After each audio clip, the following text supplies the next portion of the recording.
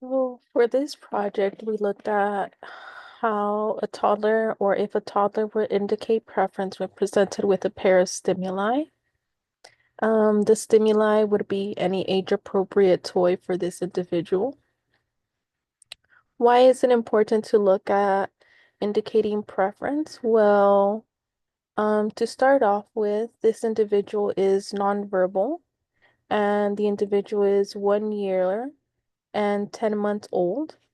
The way or mode of communication for this individual is through gestures or minimal sign language, is how they communicate their needs.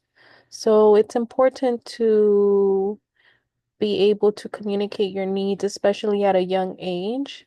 And as we get older, we start facing bigger choices, which it's gonna require more than pointing and tapping.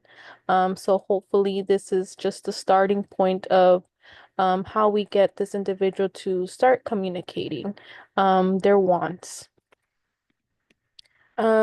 Previous research here focuses on the behaviors that are associated with individuals that lack the ability to communicate their needs, therefore exhibiting maladaptive behavior. So we see a lot of the time that when an individual is unable to communicate their needs, they start facing some challenging or difficult behaviors.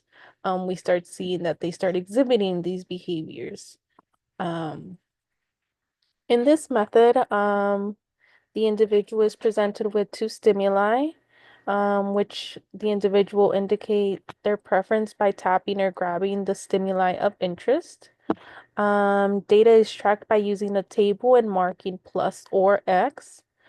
Um, the setting is at home. Materials used are puzzles, put-ins, egg shakers, pegboards, and other sources as well. Um, so we can see that on our data that when Misty, that's our pseudonym that we will be using, is presented with stimuli of interest and unrelated stimuli, for example, puzzle pieces to complete a puzzle and a random piece of paper, Misty will then reach for a preferred item. In our intervention, Misty will be presented with stimuli of interest and non-preferred or unrelated stimuli when given a positional cue to grab item of interest. Misty will grab or tap on the item. The behavior that we're tracking is tapping or grabbing. And then we're tracking the data anytime Misty grabs an item. That is a correct response. And anytime Misty reaches for both items, then that would be an incorrect response. When we look at our results, we can look at our baseline that we scored 0. So we were looking at no responses. And then when we introduced our intervention, which was providing choices, we see that there was an increase in responses. When we go back to our baseline, we see that we can see that the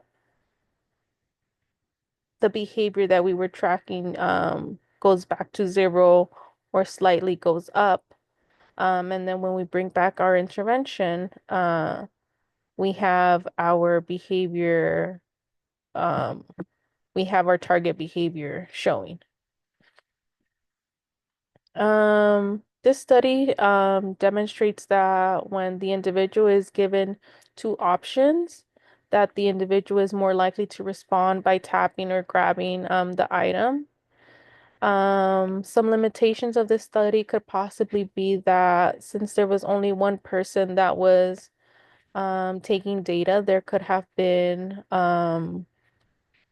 possible bias. And data could have been different if there had been other people also tracking data. Future research should focus or could focus on other age groups since a lot of the age groups that they focused on were around 7 to 12 years old.